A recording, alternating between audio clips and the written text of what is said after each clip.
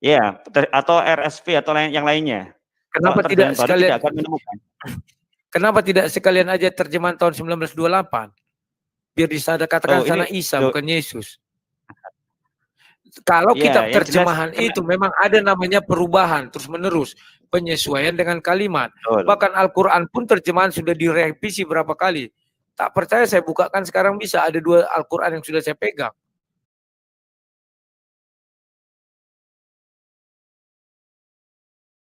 Timer berjalan, pertanyaan meluncur.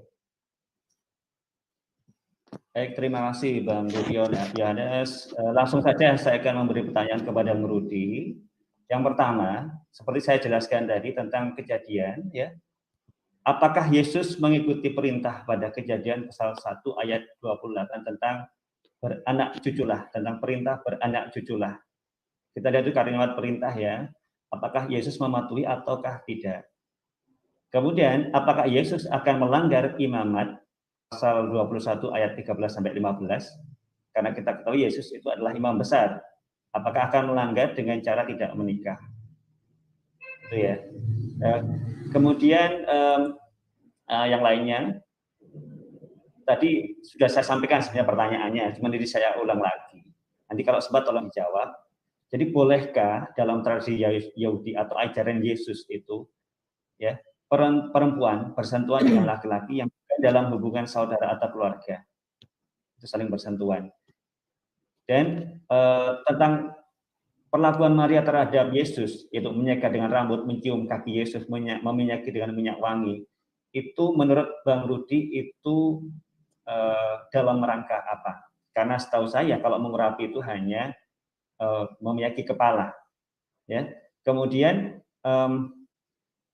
dan itu tidak dicontohkan oleh murid-murid Yesus kepada gurunya, dalam hal ini Yesus, maupun dalam peristiwa yang lain. Ya. Nah, maka jika perempuan itu bukan istri Yesus, bagaimana mungkin ia berani menyium Yesus? Sedangkan kita tahu, saya kutip tadi pada pada Matius tadi ya, bahwa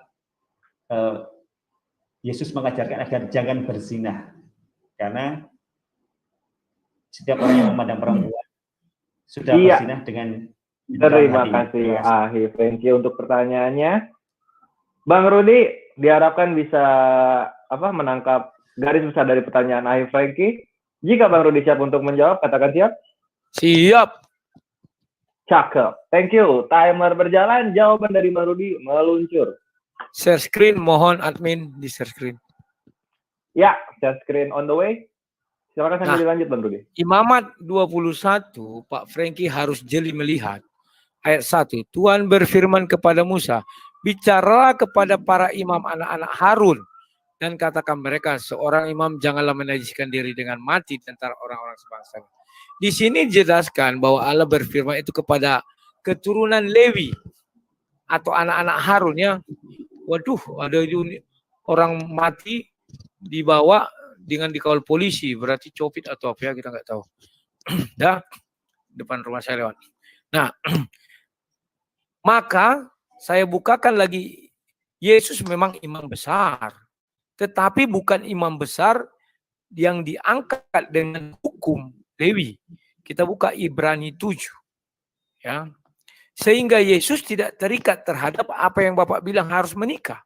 Ya, ini. Bahwa di Ibrani 7 dikatakan di situ, ini merujuk kepada Melkisedek, ya. Bahwa ia tidak berbapa, tidak beribu. Artinya dia tidak memiliki garis keturunan dari Lewi. Tidak bersila, harinya tidak berawal dan tidak hidupnya tidak berkesudahan.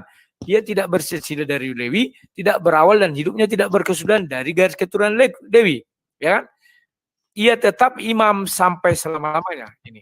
Jadi hanya 2 orang yang diangkat imam yang bukan dari garis keturunan Lewi, yakni Melkisedek yang pertama dan yang kedua adalah Yesus. Yesus dari garis keturunan Yehuda. Itulah sebabnya di Ibrani 7 kalau dibaca ke bawah dikatakan Melkisedek maupun Yesus. Yesus diangkat menjadi imam besar sesuai hukum Melkisedek. Bukan hukum Taurat itu atau harus dari garis keturunan Lewi. Tidak. Jadi Yesus tidak terikat terhadap hukum itu. Sehingga Yesus tidak menikah. Sudah? Sekarang saya bukakan lagi Matius. Bentar ya. Matius 19. Yesus sendiri mengatakan ya, ayat 6. Apa ya?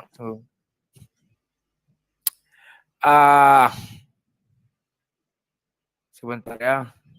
Ini ceraikan apa ya? Ada. Ayat 12. Ada orang yang tidak dapat kawin karena dia memang lahir demikian dari rahim ibunya. Dan ada orang yang dijadikan demikian oleh orang lain. Dari rahim ibu, Yesus sudah ditetapkan tidak lahir, tidak menikah, tidak kawin. Kenapa? Karena DNA Yesus tidak ada DNA manusia. DNA manusialah yang memiliki nafsu dan memiliki keinginan untuk kawin. Ayat berikutnya, dan ada orang yang dijadikan demikian oleh orang lain. Dan ada orang yang membuat dirinya demikian karena kemauan sendiri, oleh karena kerajaan sorga. Itu siapa? Contoh Rasul Paulus tidak mau menikah karena oleh kerajaan sorga. Tetapi Yesus, ada orang yang tidak dapat kawin karena ia dilahirkan demikian dari rahim ibunya. Jadi Yesus sudah mengatakan, tidak semua orang menikah. Lantas bagaimana hubungannya dengan Kejadian 1 ayat 28? Kejadian 1 ayat 28. Itu difirmankan kepada Adam dan Hawa sebagai manusia pertama. Beranak cucu, mereka memenuhi bumi. Selesai. Setelah Yesus datang, Yesus membuka rahasia, ternyata ada orang yang tidak menikah. Bahkan sampai detik ini pun ada orang yang tidak menikah. Contoh, sejak lahir dia cacat, maaf, idiot. Siapa yang mau menikahinya? Tak ada. Atau siapa yang mau menikahi orang gila yang lewat jalan itu? Tak ada. Bisa jadi dia kan tidak sembuh-sembuh misalnya. Sampai mati dia nggak ada yang mau nikahi. Sudah. Terus bagaimana dengan yang lain? Yang tidak menikah ini. Banyak contoh orang tidak menikah. Sampai mati. Ya. Demikian pula Yesus. Kalau dituduhkan Yesus menikah sama Maria Magdalene. Karena dia mengusap kakinya. Saya belum pernah dengar orang menikah. Meminyaki kaki. Dan Anda sendiri mengatakan juga tadi meminyaki tubuh dari atas. Kaki tak ada. Karena kaki itu adalah tempat paling rendah. Maka Maria Magdalene dijelaskan di ayat yang Bapak baca itu semua apa? Seorang yang berdosa datang kepada Yesus. Tujuannya apa? Masa mau kawin? Kalimat berdosa tujuannya adalah meminta ampun. Makanya dia sujud. Sampai ke kaki Yesus, mencium kaki Yesus. Itu artinya merendahkan diri serendah-rendahnya. Bukan menikah. Orang berdosa datang kepada Yesus, terus Yesus menikah. Aneh-aneh aja. Bahkan Kidung Salomo pun tidak mengatakan meminyaki kaki. Tidak ada. Boleh carikan bukti tradisi Yahudi menikah meminyaki kaki. Sekarang apakah bisa menyentuh yang bukan muhrimnya? Yesus banyak menyentuh wanita lain yang bukan muhrimnya. Apalagi ketika mengobati orang. Ya, itu jelas. Kita bisa lihat itu di berbagai kesempatan. Jadi apalagi? Tetapi itu semua dilakukan di hadapan orang banyak. Bukan mereka berdua. Demikian juga ketika Yesus menyentuh seorang ibu. Itu bukan berdua mereka. Masa Yesus karena menyentuh orang ibu langsung dianggap berzina? Tidak. Pergilah ibu, dosamu sudah diampuni. Bahkan Yesus menyentuh seorang penzina ketika mau dilempari. Apakah Yesus lantas berzina juga dengan dia? Tidak, itu di depan orang banyak. Bahkan semua sudah pergi, tinggal Yesus dan dia. Loh, kemana semua orang, kata Yesus? Udah pergi Tuanku, udah pergilah. Jangan berbuat dosa lagi. Apakah itu juga satu bentuk perzinahan? Tidak. Tidak ada pernikahan di tempat orang kusta. Boleh saya jamin itu di dalam tradisi Yahudi tak ada. Orang kusta itu najis. Baca ayat itu dengan baik. Ya. Oke, itu saja yang bisa saya jawab dari sekian banyak pertanyaan. Mari sekarang kita lanjut ke sesi berikutnya, sesi battle. Untuk dua narasumber, jika siap katakan siap. Siap. Ahi Franky? Siap. Ya. Oke, kalau begitu. Timer selama 20 menit berjalan, penonton setia Geraha Mualaf, sesi battle antara Ai Franky dan Bang Rudi Yohanes meluncur. Silahkan dimulai para narasumber. Ya, silakan Franky. Halo? Ya, tolong dijawab pertanyaan saya. Ya, halo, dengar? Ya, udah, saya jawab. Dengarkah Bang Rudi? Ya, udah, sudah saya dengar. Halo, sudah saya dengar? Ya, Halo? oke, dengar. Mengenai orang yang dengar. bersandar, ya. Mengenai orang yang bersandar itu bukan wanita.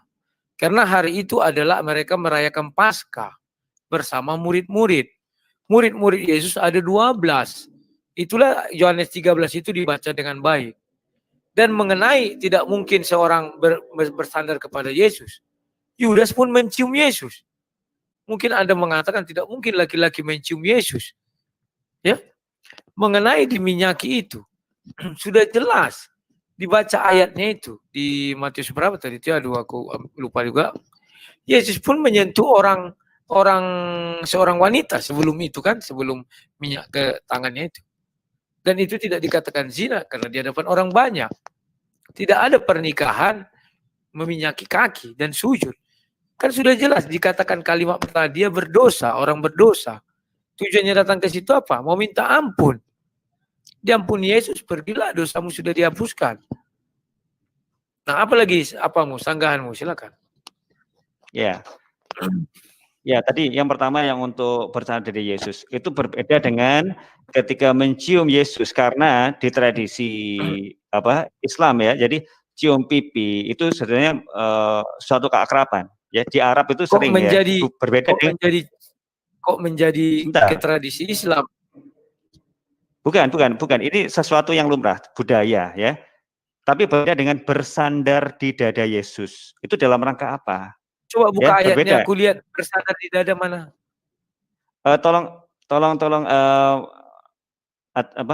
moderator, tolong bisa menampilkan nggak? Mungkin bisa lihat di ini juga di Sabda ya, mungkin kan ada terjemahan lama. Ya, terjemahan lama. Terjemahan lama. Ya, atau RSV atau yang lainnya. Kenapa tidak sekalian? Tidak akan menemukan. Kenapa tidak sekalian aja terjemahan tahun 1928? Biar bisa ada katakan sana Isa bukan Yesus. Kalau kitab terjemahan itu memang ada namanya perubahan terus menerus, penyesuaian dengan kalimat. Bahkan Al-Quran pun terjemahan sudah direvisi berapa kali. Tak percaya saya bukakan sekarang, bisa ada 2 Al-Quran yang sudah saya pegang. Terjemahan bahasa Indonesia berbeda. Terjemahan Kemenak sekarang dibilang gadis montok yang di surga. Kalau terjemahan yang lama itu tidak dibilang gadis montok. Tidak bisa gitu cara melihatnya. Karena terjemahan itu berkembang terus sesuai dengan bahasa yang ada. Saya tidak temukan di dada, tapi bersandar iya. Ini misalnya dirimu sama saya bersandar itulah. Ini jadi ditampilkan atau sekarang bagaimana? Saya tampilkan. ILT boleh, terjemahan lama boleh. Ya, Yohanes 13 RSV boleh. 23 Mas Gus. 23 ya, 23. NKJV juga boleh. NKJV juga boleh, terserah. Ya, itu di Sabda keluar semua ya. Banyak ini, banyak. Ya. YLT boleh. YLT boleh, Net Bible juga boleh. Jadi mayoritas di dada. Oke. Tetapi saya tanya kepada Anda, bukakan Yohanes 13 itu, buktikan ada perempuan di situ. Buktikan. Ya justru itulah itu yang mengakibatkan janggal, yang kepada guru saya berleha-leha gini, tak salah. Apa yang salah janggal di situ? Kalau mencium bukan dia bukan cipika-cipiki gini, tetapi Yudas mencium. Gimana sih? Ya, ayat apa ya?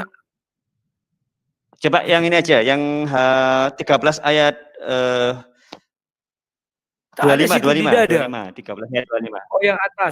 Yang ini ILT ada. Kalau ini di ILT ada. Iya. Kalau yang pangkat 23 itu ILT. Kalau yang pangkat 25 itu ada bersandar di dada Yesus. Nah, itu ya. Oke, silakan buka ILT itu. Buktikan ada perempuan di situ. Ya, mau terjemahan 100, buktikan di situ ada perempuan, silakan. Karena di situ dikatakan murid-murid Yesus itu merujuk kepada 12. Mengapa saya bisa katakan demikian? Karena di ayat lain 25 on screen. Di Lukas 22 jelas dikatakan, hari ini engkau dan aku bersama-sama duduk dalam kerajaan sorga.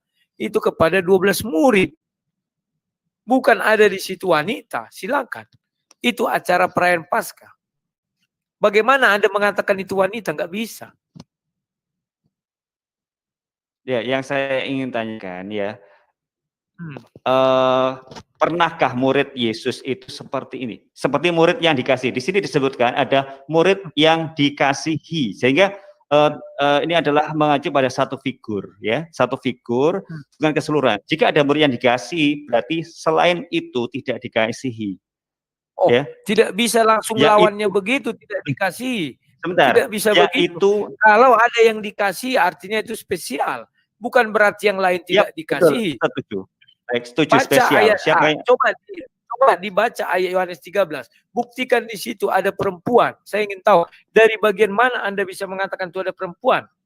Sedangkan mereka makan bersama, duduk bersama dengan 12 murid. Bukan 13, bukan 14, 12 murid. Buka kitab yang satu lagi. Kan itu kitab apa namanya? Aduh, lupa aku nih. Ya, kalau kita lihat menunjukkan di mana perempuan, kita tidak akan menemukan. Ya sudah, tapi kalau tidak menemukan jangan dikarang-karang, jangan ditambah-tambah. Kalau mengenai murid duduk di dada itu terjemahan lama, silakan. Tak masalah. Apa salahnya saya dengan guru saya bersandar? Karena itu menjelang hari-hari akhir. Bahkan Yudas pun datang langsung mencium pipi Yesus. Bukan cipika-cipiki, tapi bibirnya menempel ke pipi Yesus. Lantas Anda mengatakan Yudas perempuan? Tidak. Ayo, buka lagi. Dari mana Anda mengatakan Yesus menikah? Bentar. Kita tahu bahwa perempuan itu ada yang mengikuti Yesus, ya kan? Jadi ada perempuan-perempuan yang mengikuti Yesus. Ya, salah satunya adalah Maria di situ. Maria Magdalena. Ya kan? Tetapi di dalam perjamuan Maria Magdalena tidak ada. Betul. Dia dan duduk tidak bersama murid-muridnya.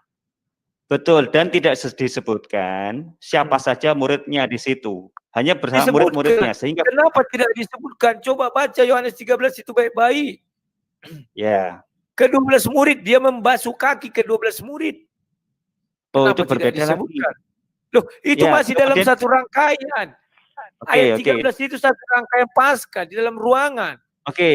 Ya, yang dibahas Yesus membasuh 12 murid. Sedangkan siapa yang bersandar di dada Yesus tadi? Ya, itu pertanyaan saya. Dibilang hanya ada dua kemungkinan, Yohanes atau Yudas. Apa alasan saudara? Apa alasannya Yudas? Coba baca ayat 26.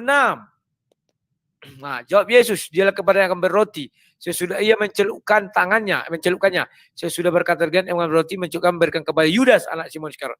Dan sesudah Yudas berkerasukan iblis, maka Yesus berkata, apa yang hendak kau perbuat, perbuatlah dengan segera. Kalau Yudas jauh dari Yesus, maka berteriak dan murid akan mendengar. Maka ayat selanjutnya dikatakan, mungkin dia sebagai pemegang kas pergi membeli sesuatu. Artinya itu diucapkan Yesus dengan dekat, berbisik.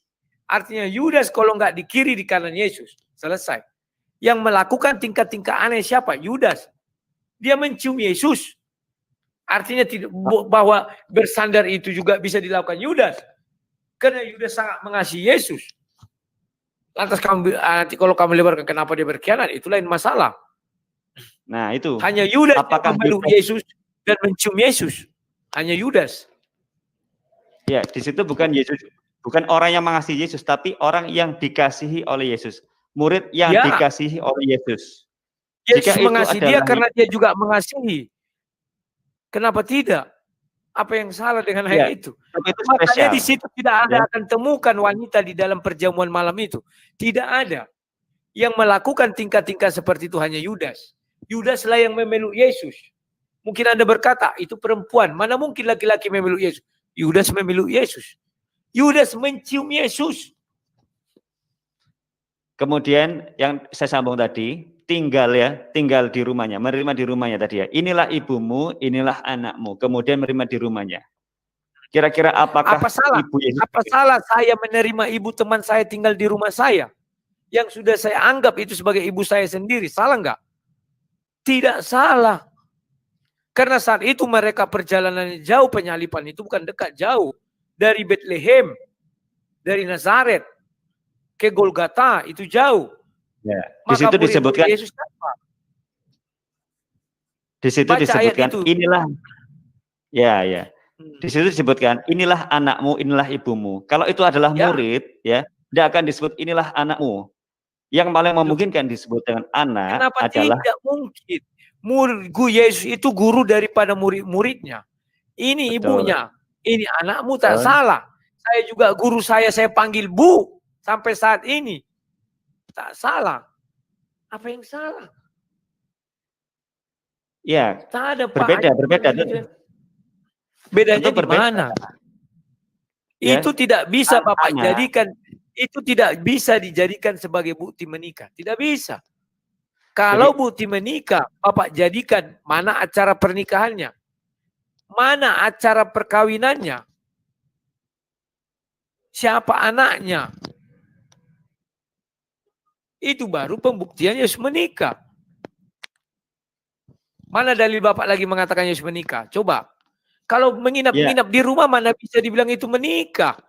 Ya, Dari mana dalilnya menikah? Yang saya tekankan tadi, sebutan anakmu, bukan ya, sebagai anakmu. Inilah Baca anakmu, Yohanes inilah 21 ibumu. ayat 5. Yohanes 21 ayat 5 baca. Yesus pun mengatakan murid-murid, anak-anakku. Terus Yesus kawin sama mama-mama mereka. Kan tidak. Terus apa yang salah? Kemudian di ayat yang lain ya, seperti saya jelaskan tadi di depan ya, tentang kita tahu bahwa Yesus itu adalah utusan Allah. Kita tahu sama ya, 17 ayat 3 maupun Matius 15 ayat 24 dan lain sebagainya ya. Utusan itu kan patuh terhadap Allah yang memerintah.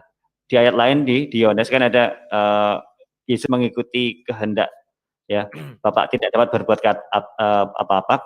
Ya. Kemudian nah, sebagai seorang utusan ya, ketika ada perintah beranak cuculah dan bertambah banyak. Kira-kira Yesus melaksanakan atau tidak? Menurutmu Henok menikah enggak? Oh, berbeda gini. Apa bedanya? Dia juga manusia. Dia seorang nabi. Dia diperintahkan untuk menikah. Henok diangkat Tuhan ke surga. Menikah apa tidak? Baik. Tidak ada keterangan di saya, tidak tahu. Tapi kalau Yesus ya, ini makanya Yesus, kalau kita menganggap, saya menganggapnya kemungkinan menikah selama tidak dibunuh atau apa dan sebagainya. Selama itu kondisi normal, saya yakin menikah. Jika sekarang itu saya jelaskan mengenai Yesus utusan. Sudah pernah saya buat perumpamaan. Ini perumpamannya. Yohanes 1 ayat 1, pada mulanya adalah firman. Firman bersama-sama dengan Allah, maka firman adalah Allah. Yang Bapak dengar di hadapan Bapak adalah suara saya. Tapi Bapak mengatakan, sang debater.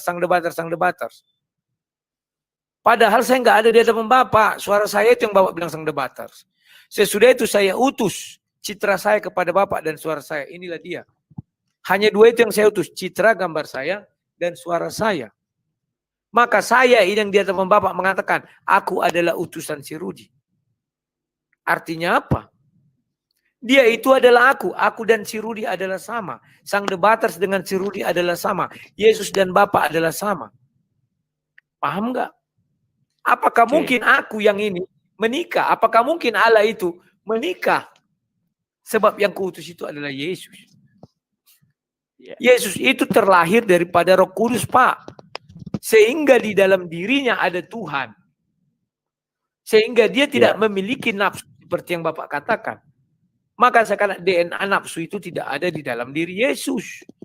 Dia sendiri mengatakan Matius 19 ayat 6 ayat 12 tadi.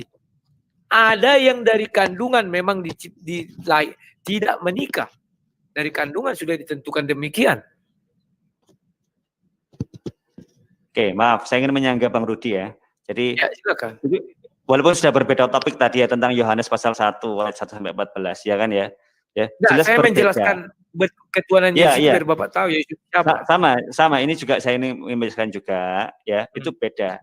Di situ dikatakan pada mulanya adalah firman bersama dengan Allah, maka firman ada Allah. Itu adalah ada dua subjek ya yang berbeda. Jika saya ganti, pada mulanya adalah Rudi bersama-sama dengan Frankie, maka Rudi adalah Frankie, itu tidak nyambung. Kemudian Memang tidak nyambung ya, karena Bapak tidak pandai memberi contoh. Memberi contoh ya, itu seperti ini. Pada mulanya adalah suara sang debaters.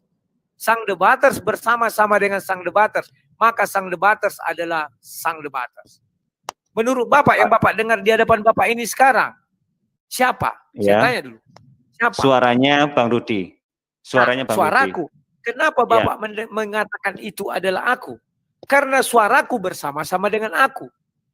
Andai kata apa yang kucapkan ini diucapkan si Polan, pasti Bapak mengatakan, itu bukan Rudi. Karena suaraku ini bersama-sama dengan aku, maka Bapak mengatakan ini adalah aku. Paham ya? Ya, Pak Rudi, suara itu bukan makhluk hidup. Kita tahu ya, Yesus itu yang bilang makhluk hidup siapa? Yang bilang makhluk hidup suara siapa? Saya tidak pernah katakan. Tetapi firman menjadi manusia. Ya, tapi firman tetap ada. Memang tetap ada. Yang membilang tidak ada siapa? Sama dengan ini, saya utus sekarang ke hadapan Bapak citra saya dan suara saya. Apakah saya tetap ada? Tetap ini ada saya. Ya, yang bilang tidak ada siapa? Ya, tidak sama antara suara Bang Rudi dengan Bang Rudi. Adanya kata di memang depan tidak sama. Tidak sama suaraku dan aku. Tetapi Bapak pasti memanggil suara yang Bapak dengar itu Rudi, Rudi, Rudi. Kenapa Bapak panggil dia Rudi? Pananya suara. Suara kok punya nama jadi Rudi. Harus Bapak pahami konteks itu dulu. Nah ini suara saya sekarang. Bapak panggil tadi Rudi, Rudi. Kenapa? Coba jawab. Ya, sebetulnya sudah jelas di kitab Kejadian itu. Sebetulnya Yesus pun ya, maaf, Yesus pun tidak pernah menjelaskan hal itu tentang firman berubah menjadi manusia. Ya, tidak pernah, tidak ada di Yohanes itu. Siapa bilang tidak pernah? Siapa bilang tidak pernah? Ya, aku dan Bapak adalah satu. Bapak mengutus aku ke dalam dunia. Bukan, berbeda kekal. itu. Aku adalah firman Allah. Sama. Contohnya sekarang saya jawab dengan, coba jawab pertanyaan saya. Tadi belum Bapak jawab. Ya. Bapak dengar adalah suara saya. Kenapa Bapak memanggil suara saya dengan Rudi? Loh, saya mengacu pada Pak Rudinya, tapi saya tahu itu adalah suara, bukan Pak Rudi. Itu suara Pak Rudi, itu adalah cara. Itu adalah cara Bang Rudi. Cara Bang Rudi karena ada si Rudi yang menyampaikan. Karena ada suara si Rudi bersama-sama si Rudi. Makanya Bapak bisa mengatakan suara yang Bapak dengar itu Rudi. Artinya Bapak menamai suara itu si Rudi. Kan demikian. Ya, nyatanya kita lihat juga di ayat-ayat lain ya.